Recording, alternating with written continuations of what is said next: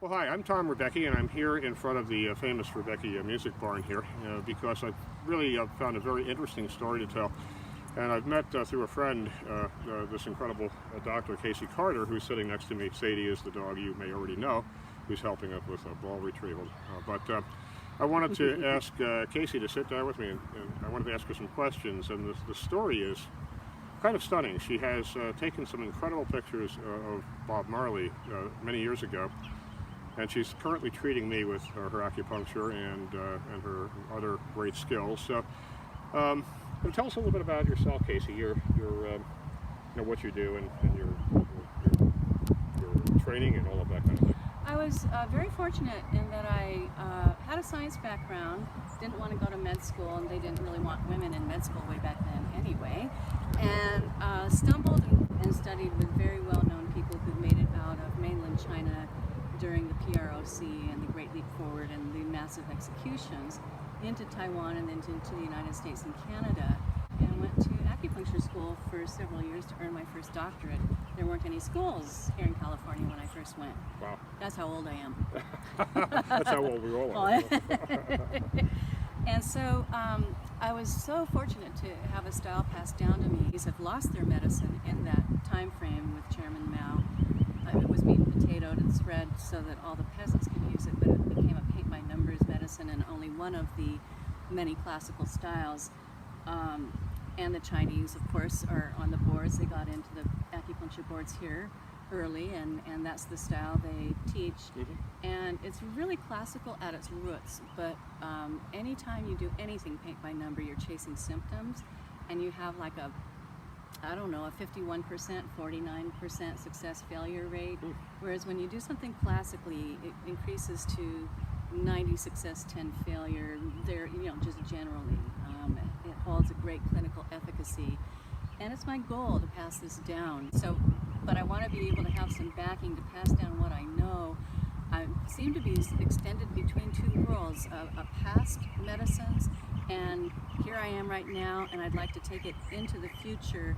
I also lived and studied with the Huichol Indians and studied with the last Huichol Indian curandero and saw other ceremonies, and with some backing I can do about them. Fantastic. And so these, I met Casey through a mutual friend, and when I saw some of these photographs she had taken, they were spectacular, and she'll tell the story of that. I'll ask her about that to recap that story. Very young, she had the opportunity to take some pictures of Bob Marley, and the object of the game here is to find somebody who might be interested in these incredible photographs never before seen in the world. And because I'm connected to the music business, and because I've been being treated by Casey, and I know her medicine is incredibly effective, she's been gracious with me, I want to help her to connect to somebody who might be interested in these photographs. And her motivation, I think, is about as pure as it gets. And if you know me, you know I'm going to be careful. This is hysterical. I took these in 1979 when I was 22. I was a professional photographer, and way back then I was a babe. And it was just sheer luck. I was a Bob Marley fan since I was 16, though nobody then knew who he was, to speak of. Maybe parts of Europe were starting to when I was 16.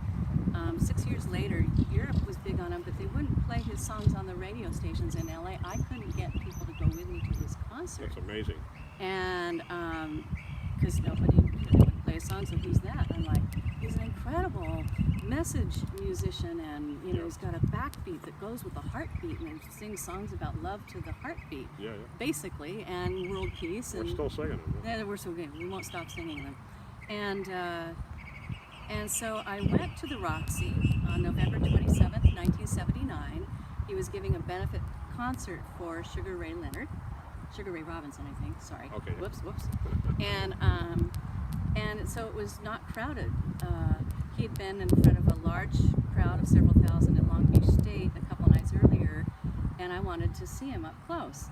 Well, we thought we were going to have these seats near the stage, and I like to get places early, so I got to LA at noon and just waited and had people spell me while I went to the restroom. And as such was one of the first 10 people in line. And when they opened the doors for us,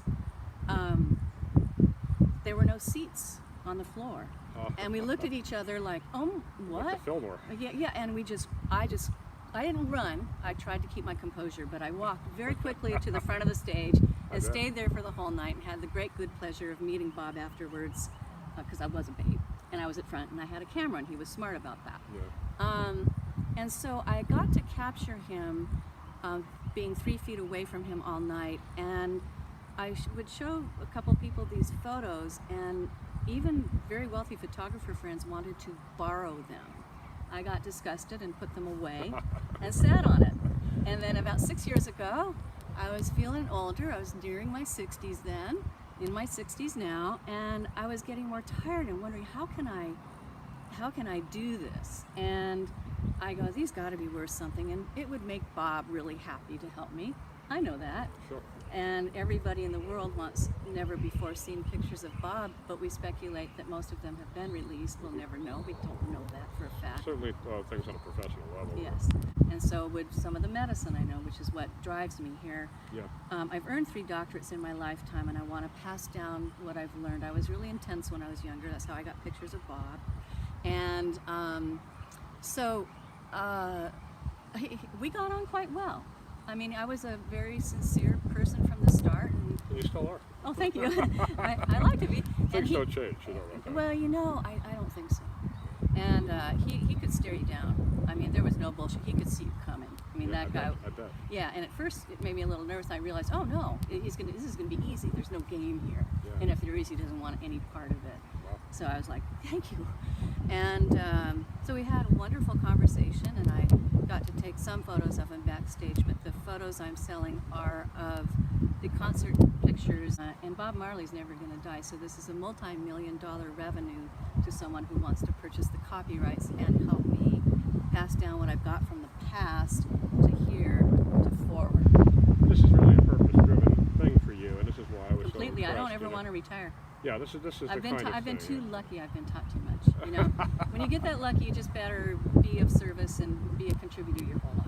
Well, that's the kind of mindset that appeals so much to me, and the sincerity of people that I work with or that I'm drawn to in my life. It just seems to always be the pattern. Yeah, and I wouldn't even put this out there if I hadn't seen this in you. I think the object of the game here would be to find, rather than trying to set up an agreement where somebody markets these for years through licensing, you just rather sell these to somebody who would like to either use them or collect them or do something with them, so that you can teach What I know. what you know and pass it on in the world, which is, to me, paying it forward is such a major portion of what all creative people do. Yes. And it's the heart of my life, and why it appealed to me so much when you asked me about this. It's something I've never done before or attempted to do, but I was so drawn to the story and having been treated by you so spectacularly. I've had a particularly difficult issue to deal with, and she's been treating me constitutionally over the last few weeks, and it's been really effective. And so I just thought, what can I do to help? I've made some contacts, and I wanted something I could show to people to introduce Casey, and without giving away we can't show every image because obviously these are copyrighted images, and we're going to do another little segment here. She's got an image on a canvas that she's produced of one of these photos. We also have Sadie, of course, still assisting with the thing. But we're going to take this into the sunlight so you can actually see, because you were telling me as a photographer, these were not digital photographs. No, these there was no digital. There was no autofocus then. I literally was sweating, and I was in good shape. Yeah. It wasn't so that it was hot. It was end of November. It was rather cool outside. So it was just that you had to move the f-stops, the ASAs, you had to constantly be moving, and they didn't really have a lot of color film then. These images are in color, whereas most images of Marley are in black and white. The reason I would hope that they don't end up in a collector's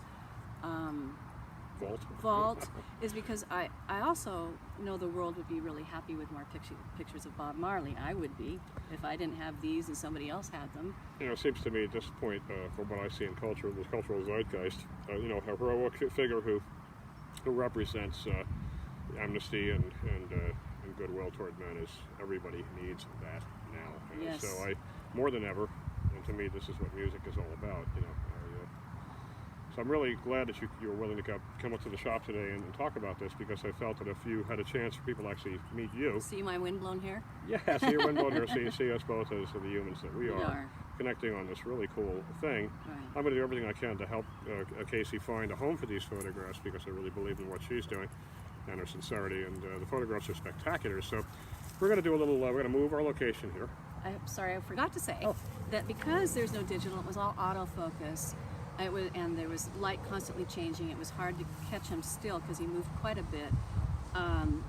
There was silver in the film back then. Oh, that's just something, yeah. And so what happens with these photographs is under any light in a room, or certainly sunlight, the silver pops, and they can't recreate that digitally today. So not only are these in color at a time when most photographs were in black and white, but this is from the 70s when there was silver in the film and they pop. And you can see that even in the blown up version of this, and it really caught my eye. You know, I'm a visual artist, so I'm always looking at things for their visual impact, and you know, I see things in that way. And these photographs are really something. So I don't know. Let's move this thing into the sun, and we'll see how that goes. And we're just going to get up and do this, and I'll probably edit it into a little bit more. Who knows? Maybe it'll be spontaneously cool. So we're going to get up. I'm going to use the iPad to follow this into a better sun pattern. Okay, so we're upright. We've changed our position, and now we're trying to use the sun to illustrate what these components of silver and whatever in the film will do. So, Casey, tell us about this and talk a little bit about your photo. I have over 50 shots, raw material to work with. They're all of this caliber, and in this age, we can also technically enhance them. And I have several of those, so there's unlimited shots with the 50 that I have. I also can do them in black and white and color. They're all in color. They're all comparable to this. It's fair to say that they're all of equal quality.